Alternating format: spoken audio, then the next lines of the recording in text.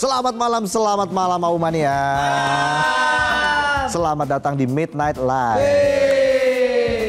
Hari ini Jumat 22 Agustus 2025. Jumat, jujur I miss you tahu.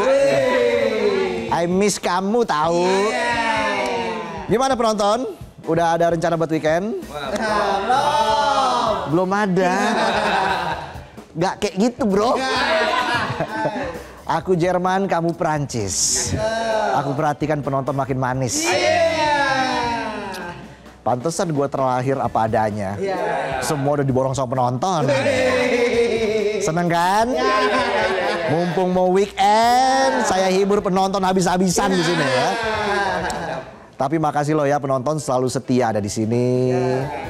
Jangan lupa makan. Ingat makan itu secukupnya. Jangan kebanyakan. Karena orang yang suka makan banyak nanti arwahnya jadi prasmanan. Penasaran, ya penasaran. Ya udah daripada kita ngalur ngidul lagi, langsung aja kita mulai inilah Midnight Live.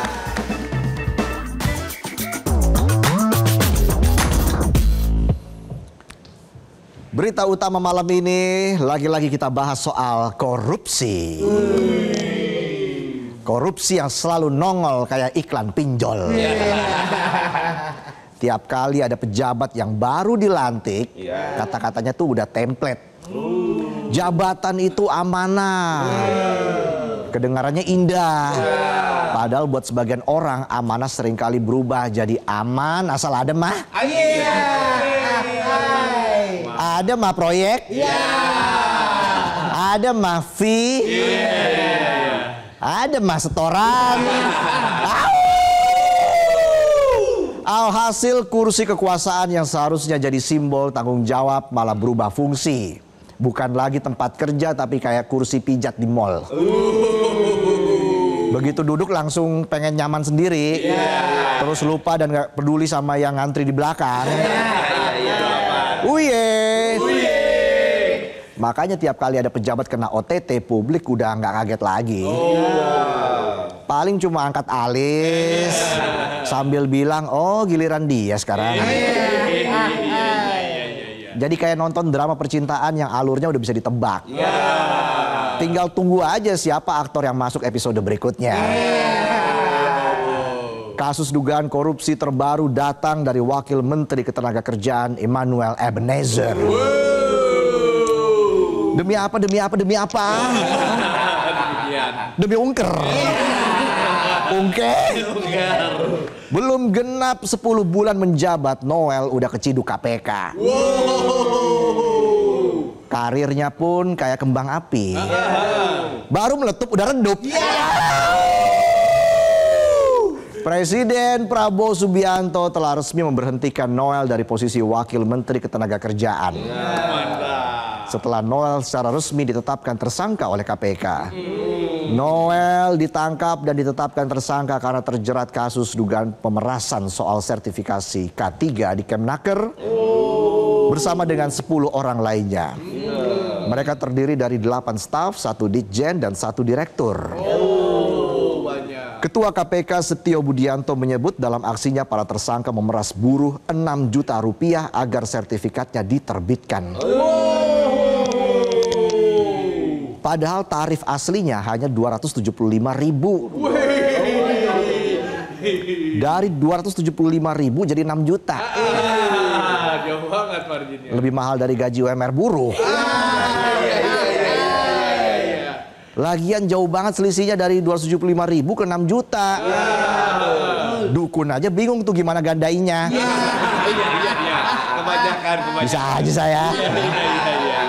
Mungkin mereka lagi meriang kali ya. Merindukan banyak uang. Meriang. Ya. Jika para buruh tidak mau membayar sebesar nominal yang diminta, maka para tersangka akan memperlambat, mempersulit, atau tidak memproses sertifikasi K3. Praktek kotor itu terjadi di Kemnaker dari kurun waktu 2019 sampai 2025 dengan total pemerasan menyentuh 81 miliar rupiah. 81 miliar kalau dibeliin dodol, lengket tuh satu Kemnaker. KPK menyebut 2 di antara 10 tersangka bisa mendapat setoran 50 juta per minggu. Wow, 50 juta. 50 juta per minggu. Per minggu.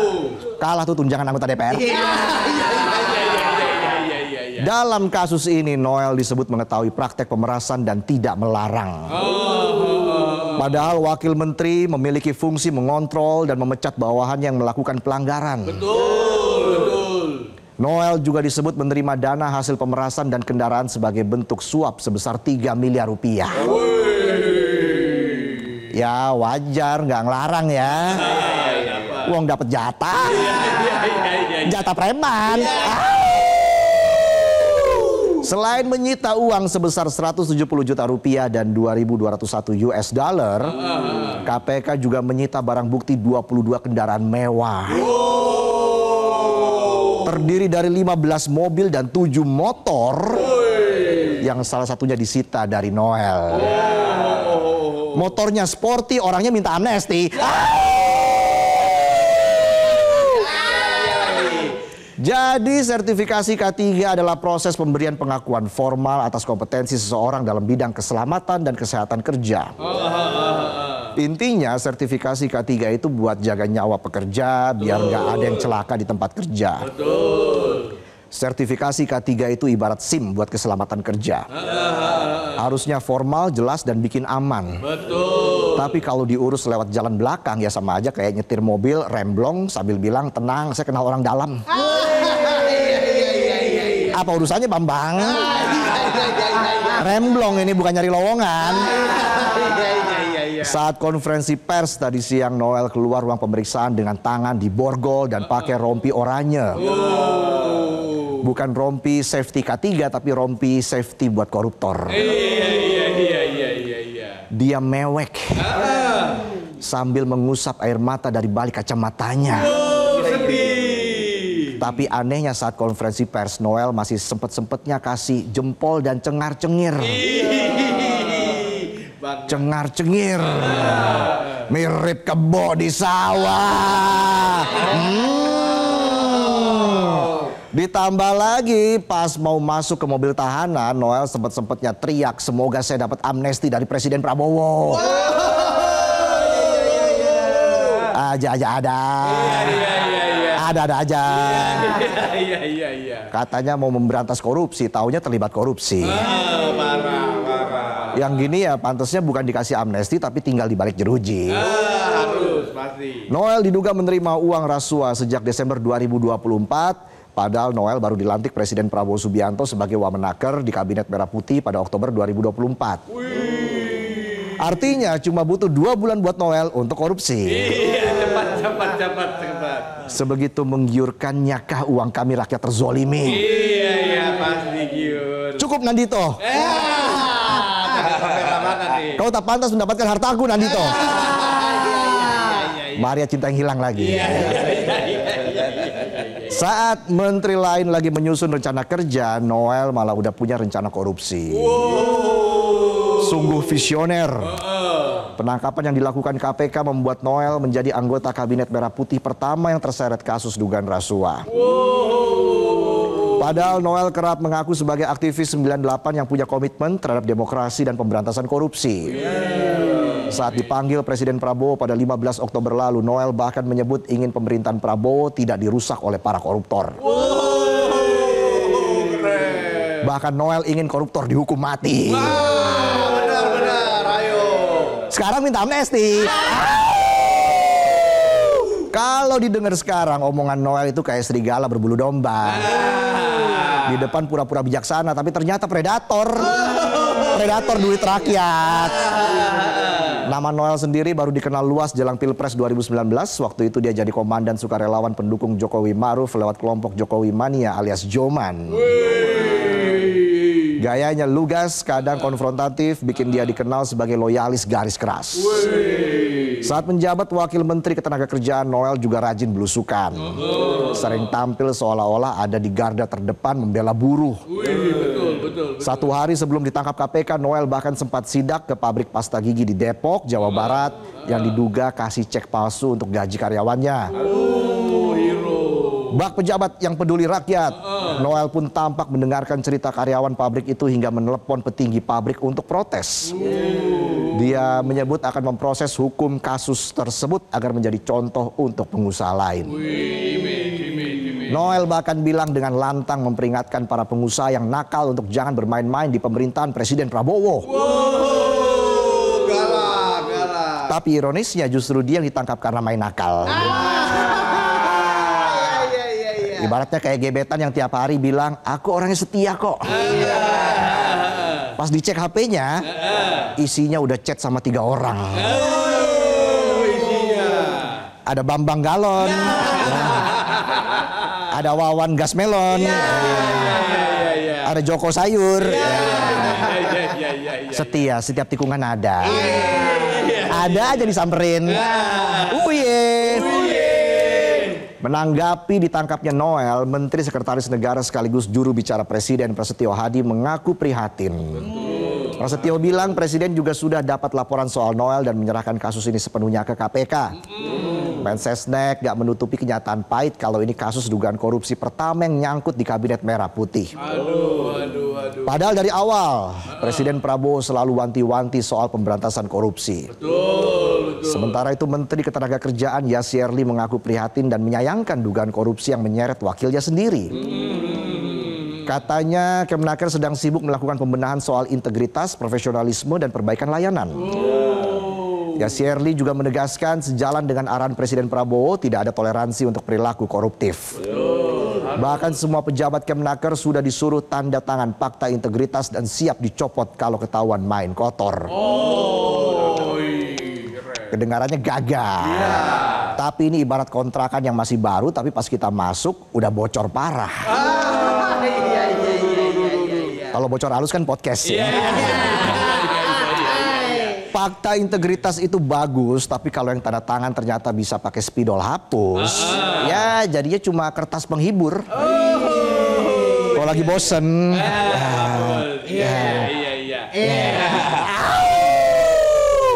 apalagi sekarang ada 2 kasus besar di Kementerian Tenaga Kerja. Bukan cuma skandal ecek-ecek tapi kelas berat. Karena yang terlibat bukan cuma staf biasa tapi sampai pejabat eselon 1 dan 2. Praktek korupsi di Kemenaker udah kayak gurita, banyak tangan bisa merangkul kemana-mana.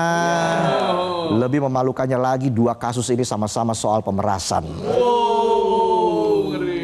Di tengah kondisi orang-orang sulit cari kerja, kementerian yang harusnya melayani rakyat dengan sepenuh hati, sebagian pejabatnya malah berperilaku kayak preman terminal yang minta uang kelancaran izin dan sertifikat.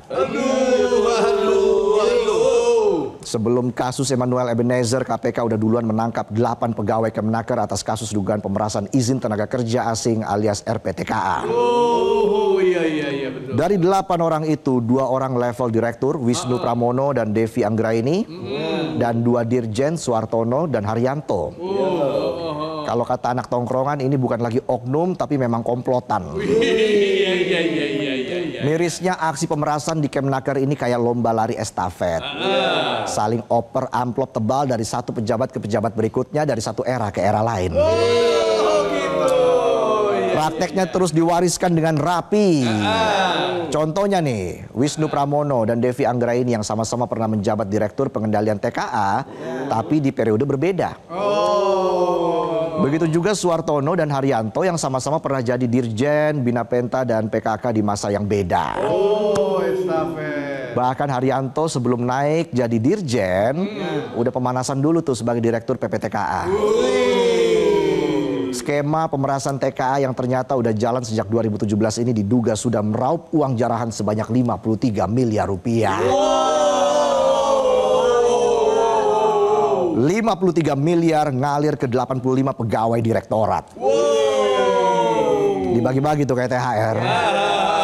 Bukan tunjangan hari raya, tapi tunjangan hasil rasuah. 53 miliar kalau dibeliin es batu. Bisa ternak polar bear loh. Kapan lagi ternak beruang kutub? Lama dan luasnya kejahatan menunjukkan bahwa korupsi telah nyaman mengakar di Kemenaker.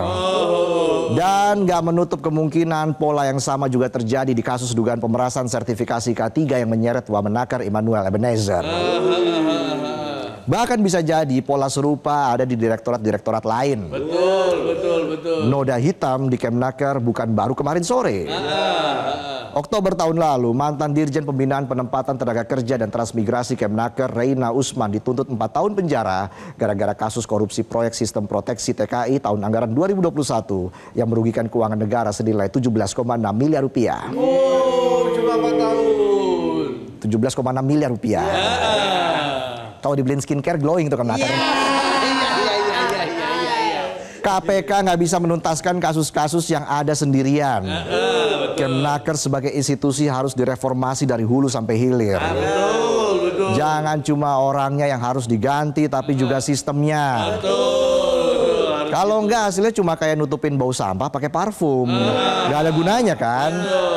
Kasus pemerasan ini sudah mencoreng kepercayaan publik. Gimana orang bisa yakin bakal ada lapangan kerja baru kalau institusi yang ngurus kerjaan justru sibuk narik setoran? Iya lagi. Iklim usaha butuh kepastian, bukan tekanan.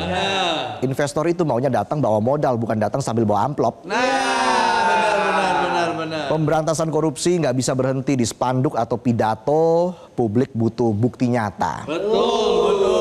Kalau memang serius mau jaga amanah, ini saatnya tunjukkan bahwa sapu yang baru benar-benar dipakai buat bersih-bersih. Betul. Bukan cuma digantung di dinding biar kelihatan rapi. Iya, nggak kepake. Karena korupsi itu ibarat rayap di rumah. Kalau dibiarkan lama-lama bukan cuma tiang yang kropos, tapi seluruh bangunan bisa ambruk. Betul. Dan lagi-lagi rakyat yang jadi korban reruntuhan. Jelajahi cara baru mendapatkan informasi. Download Metro TV Extend sekarang.